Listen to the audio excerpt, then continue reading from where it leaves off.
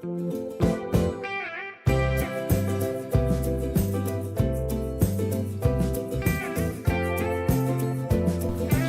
te whatala whawhale mai maanga le tātunu ni whoi wa tātou whaigai.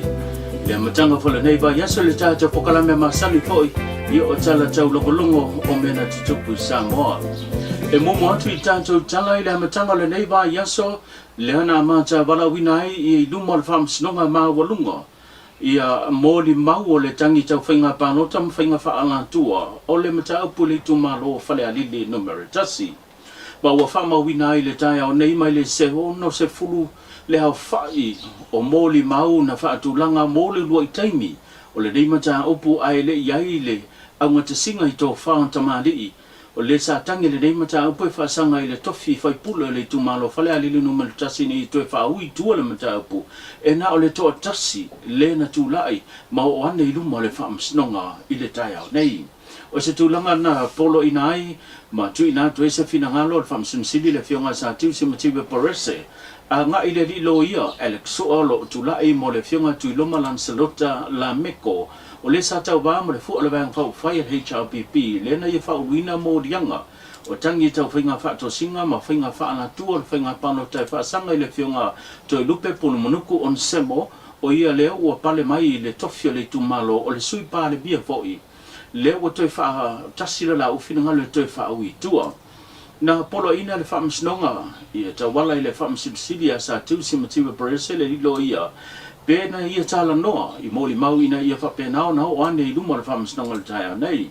Aina wha iloa Alex Sua wa mai alava na whiu tanga ia mai la tau foi.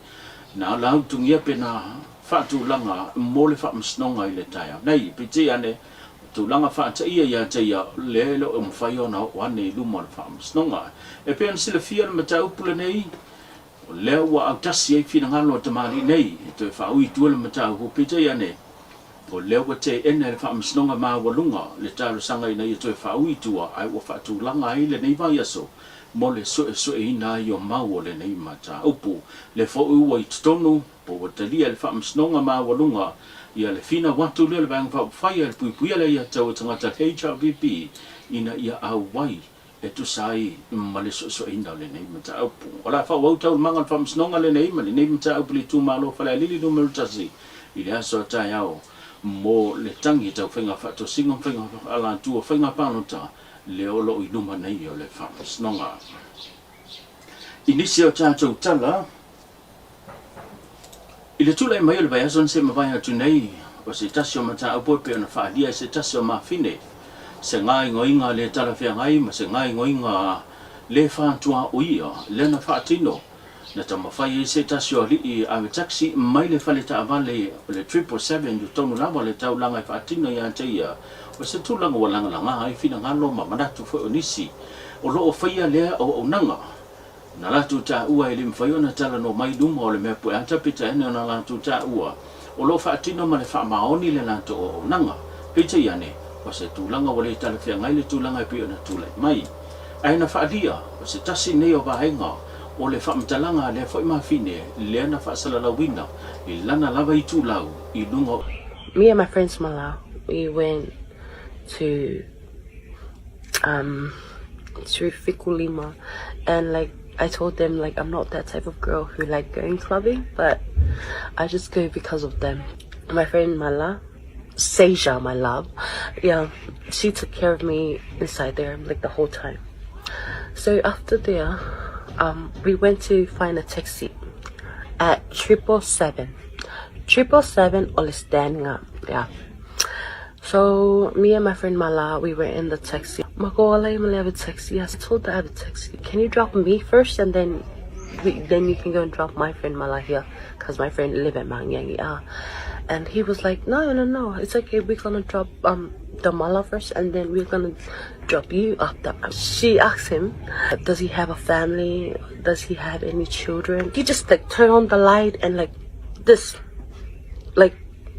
to the light to us. You are married and yes, you have kids, and like you don't need to do that. We went and dropped the Mala at home. I told him like I want to go home now, and he was like, gaga kiki. I was like, no, please, I just want to go home. And he's like, is it kakule mua lo fi aulia ka mai lai? I was like, oh, okay, faman mul eva ve lo fi awam ko fio al fale. I was like resting, closing my eyes, like resting to the window. Okay, pupulai fo wo ole ka vale lungai palisi. Lungai maunga apa ula. Maunga vaya. Akula what are we doing here? He was like, yeah, come in with the kiva. I was like, faman mul, I don't wanna eva. I just wanna go home. And he was like,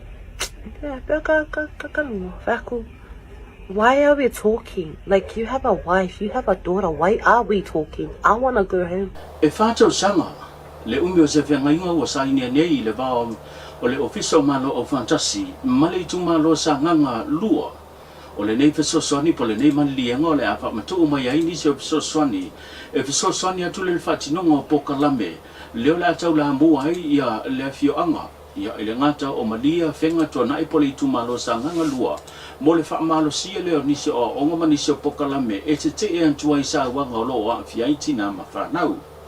O le fionga le minista o ia fwoi o le tofi le tu malo le sunga le ngā matua ia whantau Ryan Schuster le ana sai nia le maririanga e whaatase mara komite le tu malo sa nganga lua.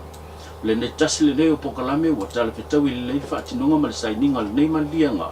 Ma le pokalame whaanwalu leo lo whaatinoina o le sefulu o naso, o le te e atu le i whainga whaasolu tula whono leo lo a fieni tupa tina matamaitai whaapea whanau.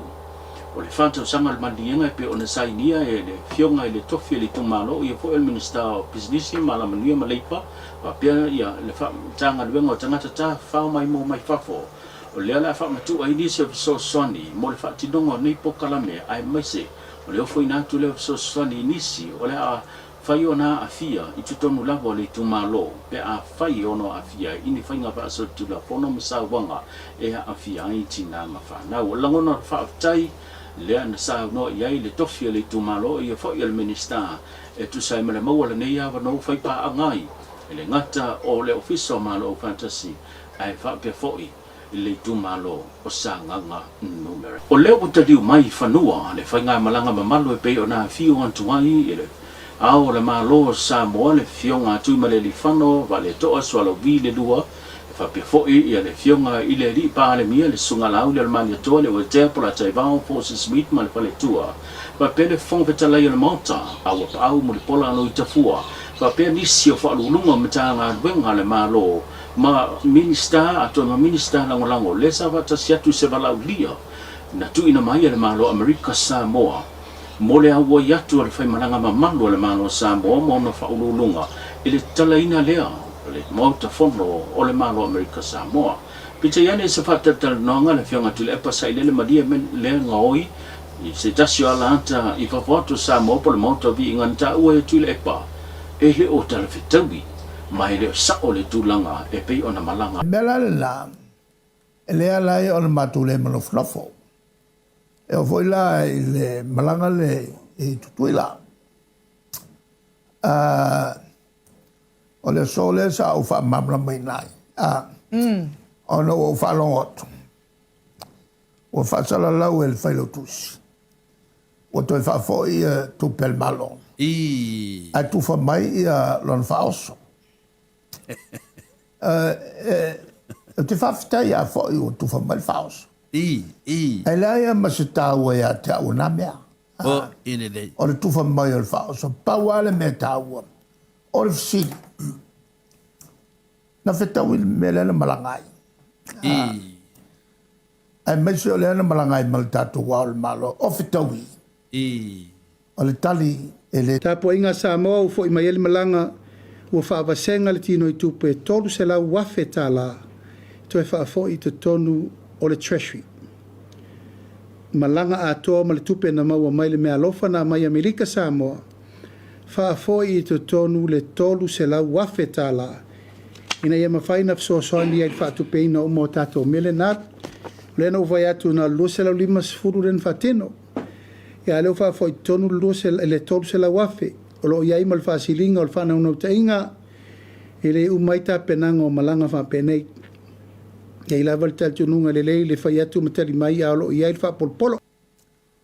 La o langai mta upu le sa ofisilingi ai. O le malanga le nalo tutui la. E le ai ma se fai pule. O le vai ngā fia me le ai ma se fai pule. O le mato vai ngā naluai. Nā lia la. Ai nā o fai pule al fast. Na o ai. Lona winga. E te taunana whapea. E te taunana aloi fotu pel malo. Ma dia da.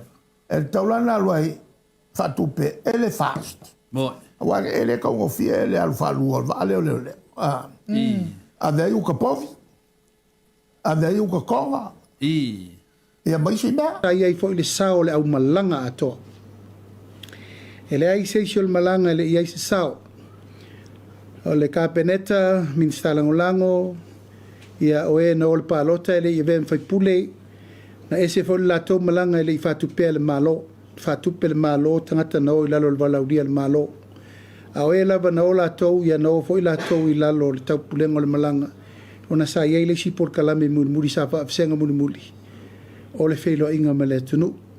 A o tapena ngau malava na tapena mo le malo, o le na whaatino lava i tūlanga, o lo whaatanga i lalo tātou tupe whaatontonu mai le taimi. O tia e pe o na moli mawina i nisio matawhanga po apita ngalu. I nisio vahenga ole vahenga o kilani ni usila. Le whaatupula ia i leo le vaia.